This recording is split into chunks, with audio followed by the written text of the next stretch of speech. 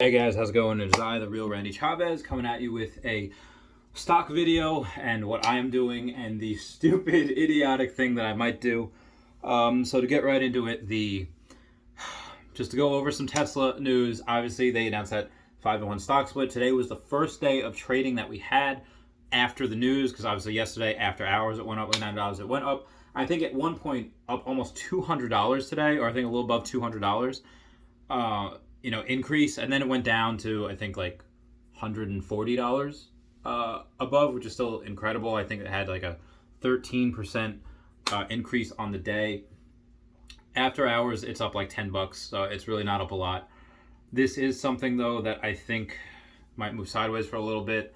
Maybe there's a little bit of a dip. I don't know. I think once you have those stocks, once it splits and once those stocks are between 3 and 350 a share, you're going to have a lot more run. You have a lot more people buying it. There's going to be a lot more volatility, but there's also going to be people that haven't bought it before that are going to buy it now, because not only I get it, on the Square app and Robinhood app you can buy fractional shares, but not everyone has Square or Robinhood. A lot of people have E-Trade. A lot of people have TD Ameritrade, and some other brokerages that when you're buying stocks, they don't allow you to buy fractional shares. So not everybody has that. And that's just in the US. A lot of places outside the US also do not allow you to buy fractional shares. It's just not a thing. So by doing this, you get a lot of retail investors, you get a lot more people that want to buy it. I know plenty of people that, most of which I was in the military with, and they're just like, I want to. That $1,500 is an entire paycheck for a lot of military. That it is like, if you are, even if you're married, on base housing, like in the military it works like sometimes if you're living on your own, like if you're living off base, they'll give you money for housing, and whatever you don't use on that house you get to keep. Again, this is in the US. Let's say they give you $900 a month for housing and you're only using $600 of that extra $300 a month you could pocket. But for the most part, people, especially married people that want to live on base, they don't get anything. Like they live in their house like for free, yeah, kind of, but they also just they don't get any extra money. So that $1,500, that is what they have like for food, for car payments, for whatever else, and they're not looking to spend an entire paycheck on one single stock. But now if people that have, okay, hey, $300, $400, I can buy one of those a month, maybe a lot of people, especially if you're deployed. I was running to my friend Pump, or I'll kind of, his nickname is Pump because it's a long last name. I don't want to shout out his name, but he has 60 shares. He has more than me because that dude bought it for years. But yeah, there's a lot of people that just cannot get it right now because they're priced out of it. And even if they're not priced out of it, maybe they have enough. They're just not going to buy it at $1,500 a share. So now that it's lower, it's going to be lower. You're going to see it go up. And statistically speaking, I think is whenever the first year after a stock splits, it outperforms by like 8%. Like that's the average of it'll grow. Obviously, Tesla is going to do that anyway because their Shanghai Part 2 is coming up. Giga Berlin is about to be finished next year. Hopefully this time next year is finished pumping out cars. And then you have Giga Texas, hopefully the end of next year as well. That's what you're going to have. But and a friend of mine bet me that Tesla would never do a split. It owes me $50. But here's what I'm doing as far as the stupid thing that I told you about before. So I have to mention Pokemon in this. I have one of the biggest deals that I'm a part of, a lot of moving parts, but long story short, I am buying a card that is $80,000. And the only way I could do that is if I gave him a down payment of another card that I had. That particular card he valued at $25,000, so gave that as a down payment with another card and then some cash and whatever. So $53,000 left. I've sold a lot of my collection, or a decent amount of my collection, and I made like $7,000, and I have that. And could I take, and again, this 53,000, that number does not change. I just have to pay it off by February 1st. Could I take this $7,000, wire it to him tomorrow, and hey, payment's now only $46,000? Yes, I could. That'd probably be the responsible thing to do. However, I could be able to take that money, $7,000, and let's say it's 1,600 a share. I could buy 4 more shares of Tesla. And if I do that,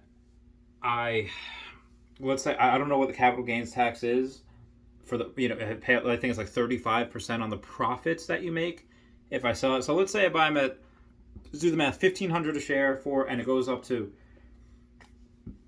1,800 a share. That's really only an extra $1,200 that I'm making. If I have 4 extra shares, is it?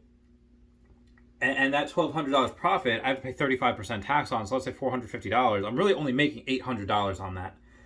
I don't know if that's worth it. However, I'm not saying that the stock price could double, but when you have not only the stock split where more retail investors are going to get in, then you have the announcement that Tesla is going to go into the S&P 500. So you have excitement from that, and then you have them actually be included in the S&P 500. A lot of excitement for that. A lot more people. So many shares are going to have to be bought once they are included, and those hedge fund managers, ETF managers, they have to buy that stock. And then you have Investor Battery Day on 22 September, and then you have the Q3 deliveries reports, and then you have Q3 earnings going into Q4. I don't want to say it's going to double. I don't think it'll double. But I have been very, very wrong before. This is just the beginning. This is just something this is uncharted territory. The only thing we can look at is maybe Apple, when Apple turned a phone into a computer. And Tesla is turning a car into a computer. But not just any computer. Artificial intelligence, the AI that's going into this, the amount, not just that, it has solar, it has batteries, it has insurance. There is no limit. They're about to do vaccines, for Pete's sake. There is no limit to what this company can do. And I always referenced a study last year that was done that said, okay, where do most kids or most people, when they're graduating college, engineers and programmers, where do they want to work? Number 2 is Tesla. The only one that they were beaten out by was SpaceX. And that's not true anymore. Now, as per this year, they redid the study, and SpaceX is number 2. Tesla is number 1. Every engineer and coder and programmer, everyone that wants to code and be a part of something that is either going to save humanity or save the world, they want to go to Tesla. Again, SpaceX is number 2, is right there, but Tesla and SpaceX have their pick of the litter on who they want to get. The engineering talent, that's it. That is like in baseball or football where they get the number 1 draft pick every freaking year. And it doesn't matter. It's like, oh, hey, you know what? You finish last, you get the first draft pick. No, Tesla's finishing first and they get the first draft pick. That's what they're doing.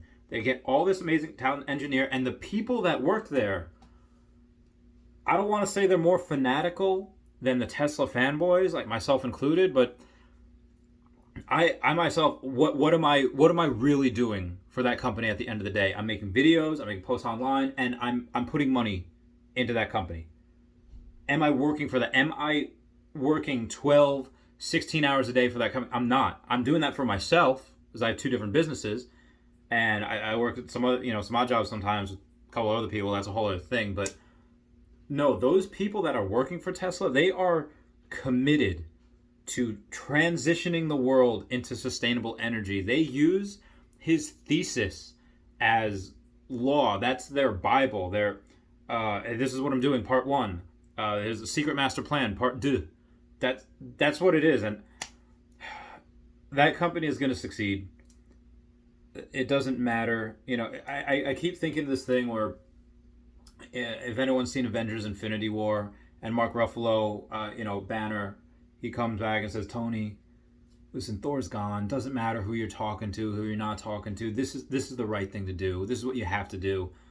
I go to my friend Dan all the time, and he tells me, like, listen, and he has a lot more money than me. And he says, when I put, $5,000 into Fastly, and now it's worth over, $20,000, he says he cringes a little bit because his, let's say he has well over $1 million. Let's say he has $2 million.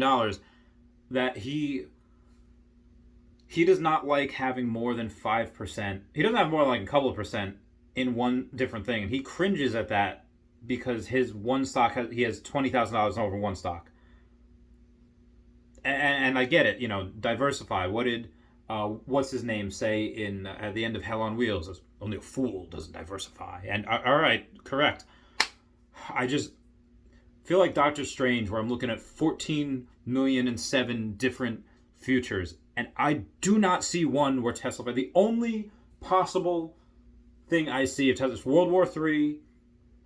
Their China factory is shut down. Nobody's buying cars. Just doomsday scenario. Okay, it can happen. The other thing that I was thinking about, okay, maybe something horrible happens, God forbid, to Elon Musk, and he's just not around anymore. This company is going to succeed with or without him. Is it? Yes, he's the driver and the pusher, and everyone follows him. Will they take a hit if he leaves? If he's gone? Yes. But too many people are committed to the mission. Too many people committed to the thesis. Too many people have already given up far too much to have this company go so far, just to let it, wither away and deteriorate if he's not there. I have more conviction in his company. I don't want to say than I do my own, because I live and breathe, lending and stocks and sales and data analysis. But I'm only one person. The future, what was that song, those lyrics? Me and my friends understand the future, from Flowboats. I could ride my bike with no handlebars. The future is electric. The future is software. It's AI. That's what it is. Like, I don't care what GM and Ford and any of these other ICE car companies are doing. They're done. They are done. I wish Nikola wasn't such a freaking scam.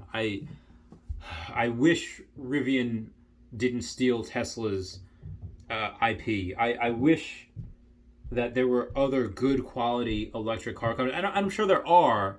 And I'm sure there's other. I heard good things about NIO. Again, haven't done a deep dive into them. I wish Tesla wasn't the only one. I wish it was a world in which Tesla wasn't even needed. But that's just the world that we live in, where people are driving these ICE vehicles, which are killing the planet. But no, Tesla's needed, and that the future is changing. The humanity and the world is changing. Tesla just happens to be first to market. I'm sure there are going to be other companies. And again, this is just what I'm doing. This is not financial advice. Not a financial advisor. But again, I'm just letting you guys know what I'm doing, keeping things transparent. Didn't mean to get all deep on you or nothing. I know it's really just you guys are here for data analysis, but that's it. I love you guys. I'll talk to you later. Bye-bye.